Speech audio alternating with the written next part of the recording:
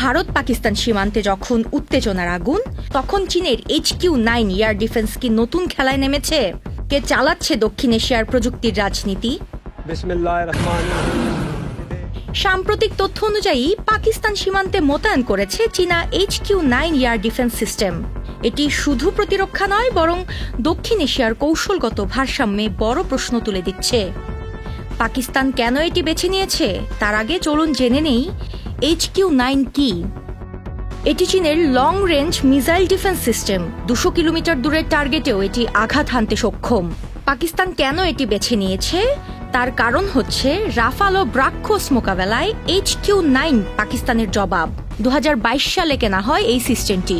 ভারত ইতোমধ্যে S-400 মোতায়েন শুরু করেছে, তবে HQ-9 এর উপস্থিতি প্রযুক্তিগত প্রতিযোগিতাকে আরও তীব্র করে তুলেছে।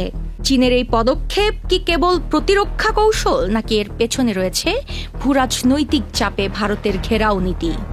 সেসব সময়ের দাবি। UK Asha, channel I. Bundle থাকলে প্রতি সেনমানিতে টাকা বাঁচবে। বিকাশ সেনমানি বান্ডেল কিনে জিতুন প্রতি লেনদেনে।